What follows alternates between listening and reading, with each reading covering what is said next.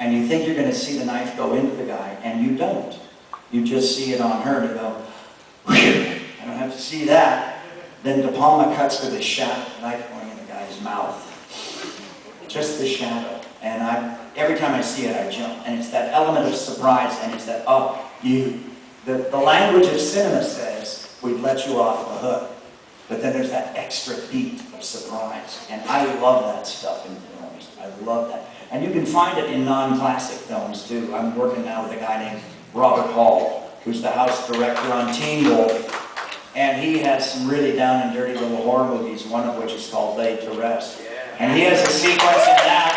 He has a sequence in that with a window I can't watch. And not because of the gore, not because of the violence, because of that extra beat that you just don't see coming. So I respond to that.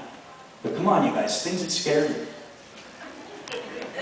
I think the things that stick with me from horror movies over the decades are practical effects versus CGI.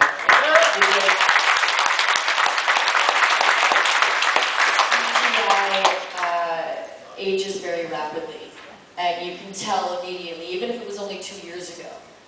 Whereas practical effects, if they're done well, look just as good as in the 50s as they do. I mean, they're amazing. And that gets me because it looks so real. It doesn't give me this element of like, oh, that was shitty done by a computer and somehow. And so that, yeah, that's what gets me. Anybody else? Favorite scare?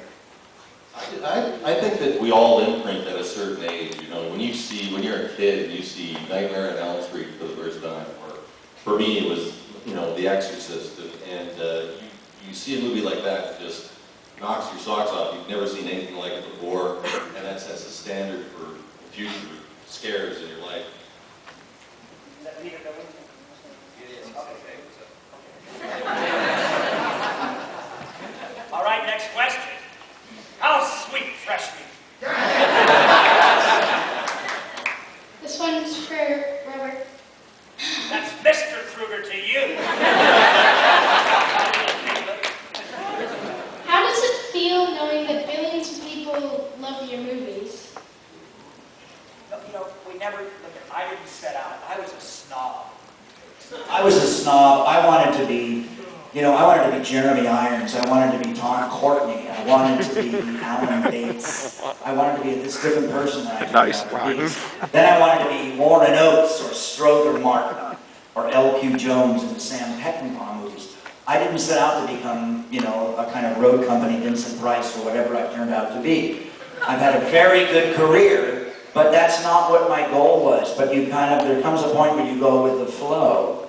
And I just remember certain moments. I was with William Shatner in New York, and I was starring in a science fiction series, and I thought it was just science fiction fans.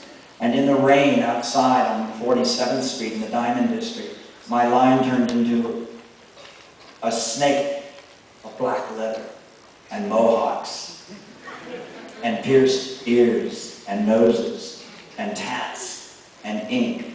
And they were my very first Freddy fans, and they were dorm rats from community colleges, and they were speed metal and punk rock bands, and the denizens of CBGB's and the Ramones. And I knew that somehow Wes Craven had planted my butt in this tub of butter called A Nightmare on Elm Street, and we struck some strange cultural chord, you know? And what happens is now I'm on to a couple of generations of fans, and I think it's now incumbent upon me to kind of respect the fans, to respect your generation, and tell you guys that this thing called horror movies or science fiction or fantasy or thrillers is a really interesting liquid language all of its own called cinema, and that we all kind of love it and need it, whether it's Stephen King or whether it's The Walking Dead or whatever our little fix is that we take from it. It really does count for something, and it's replaced the Western, and it's replaced the war movie, and perhaps it's replaced the detective movie. Hasn't replaced the procedural yet, as many of the residual openers on this counter will tell you. We're all getting our Law and Order special utility vehicle checks.